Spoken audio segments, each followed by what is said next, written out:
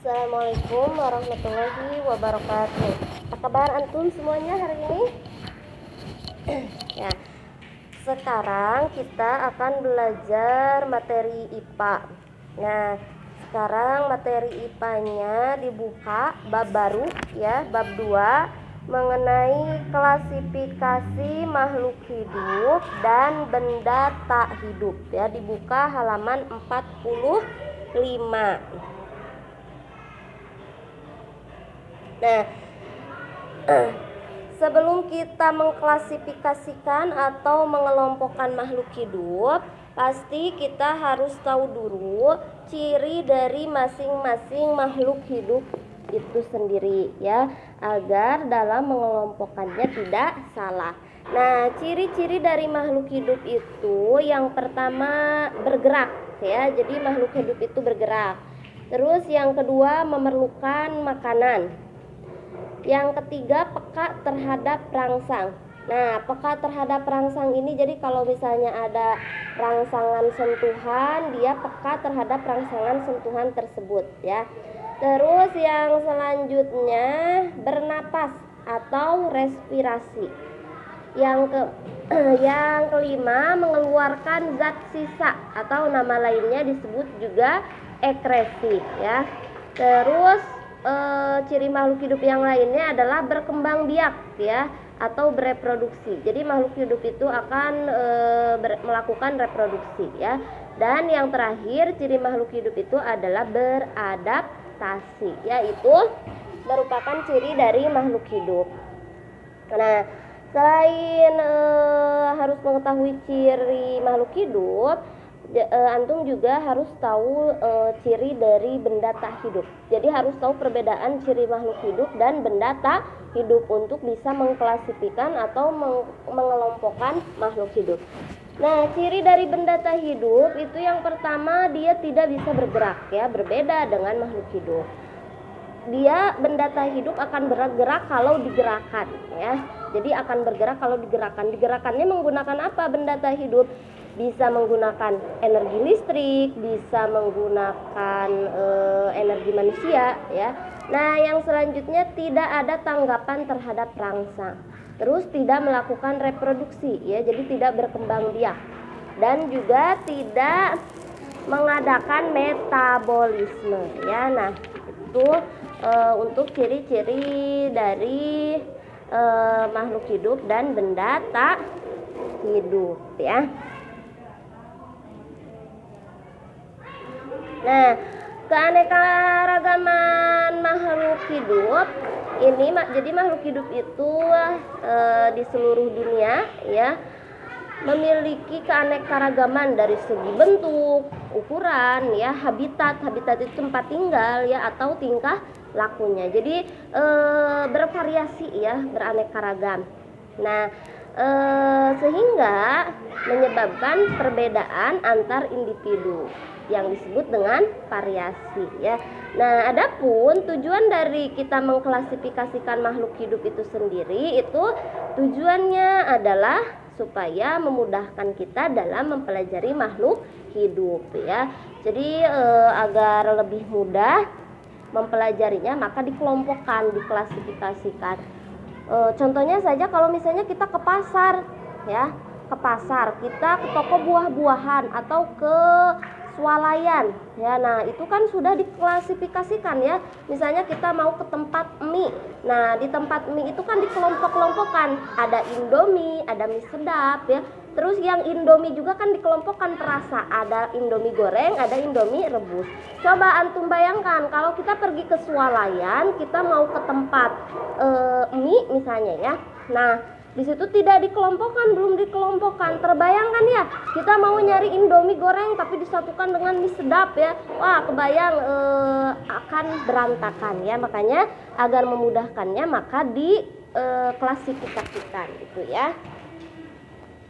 Nah, di sini pengertian dari klasifikasi itu yaitu cara yang sistematis ya untuk mempelajari objek dengan melihat persamaan dan perbedaan dari ciri makhluk hidup itu ya. Jadi tadi ya, jadi dilihat persamaan dan perbedaannya sehingga bisa dikelompokkan. Nah, ilmu yang mempelajari klasifikasi makhluk hidupnya itu disebut dengan taksonomi ya. Nah, di sini ada bapak taksonominya ya, yaitu Bapak Carolus Linnaeus ya, dia adalah bapak taksonomi. Nah, tahapan dalam mengelompokkan makhluk hidup atau klasifikasi makhluk hidup yang dilakukan oleh Linnaeus itu yang pertama, jadi kita mengidentifikasi dulu ciri-cirinya ya. Jadi sebelum mengelompokkan kita identifikasi dulu, dikenali dulu ciri-cirinya, ciri-ciri dari kucing, misalnya dari kelinci ya.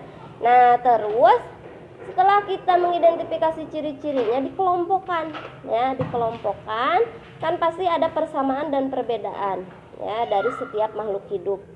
Nah, itu dikelompokkan. Nah, jika dalam satu kelompok itu ada perbedaan lagi, nah maka individu yang beda itu dipisahkan dari kelompoknya ya, jadi gitu ya. Jadi kalau yang sama dikelompokkan, kalau yang berbeda itu dipisahkan gitu ya dalam tahapan klasifikasi atau pengelompokan makhluk hidup. Nah, di sini di dalam klasifikasi makhluk hidup atau pengelompokan makhluk hidup itu ada yang disebut dengan takson ya, atau tingkatan ya. Nah, itu disebutnya takson. Jika semakin sedikit persamaannya, maka tingkatan taksonnya itu akan semakin jauh kekerabatannya ya. Nah, di sini ada life domain ya, kingdom ya, kingdom itu dunia. Terus ada filum ya, ada filum. Terus ada kelas, ada ordo, ada family, ada genus, ada spesies ya. Family itu suku, ordo itu bangsa ya, genus itu marga ya. Ada di buku paket halaman 60 ya. Jadi kalau kingdom itu tumbuhan ya, kalau filum itu hewan ya, kelas itu kelas, ordo itu bangsa, family suku ya, genus marga, spesies itu jenis. Jadi tingkatan makhluk hidupnya ya kalau diklasifikasikan. Nah, di sini ada contohnya urutan tingkatan ya. Urutan tingkatan untuk tumbuhan cempaka ya. Nah, untuk tumbuhan cempaka ini contohnya misalnya kingdomnya ya, plantae, tumbuhan kan.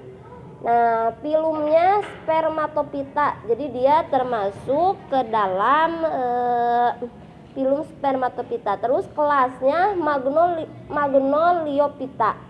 Nah, ordonya, kelompoknya Magnoliales. Terus familinya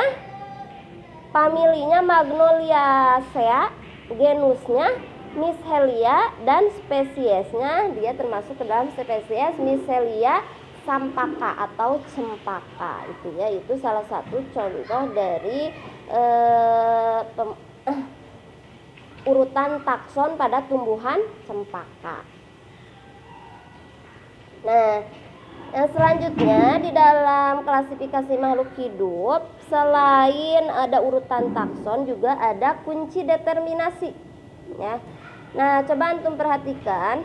Jadi kunci determinasi ini itu petunjuk yang bisa digunakan untuk mengidentifikasi ya, untuk mengidentifikasi kelompok maupun jenis organisme ya.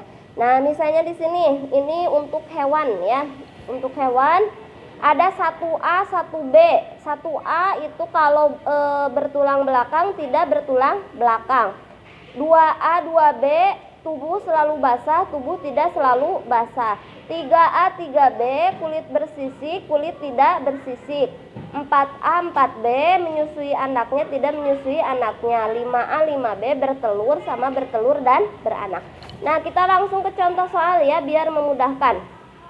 Nah, Antum sambil dilihat ke kunci determinasi yang ini ya. Nah, contoh soalnya misalnya ini. Contoh dari burung ya, burung dan ikan. Kalau menggunakan kunci determinasi dia 1A, 2B, 4B, 5A. Coba kita lihat. Ya. Nah, burung itu kan 1A ya.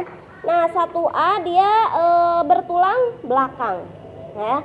Terus 2B itu tubuh tidak selalu basah. Kalau 2A kan tubuhnya selalu basah, burung kan tidak selalu basah. Nah, terus 4B tidak menyusui ya. Dan 5A bertelur ya. Kenapa tidak 5B? Karena burung tidak bertelur dan beranak, tapi hanya bertelur saja.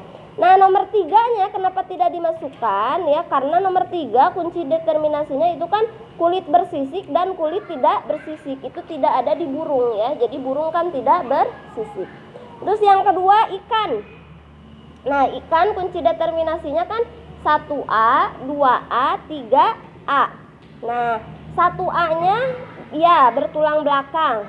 Terus 2A-nya betul ya, tubuh selalu basah ya karena dia habitatnya di air ya.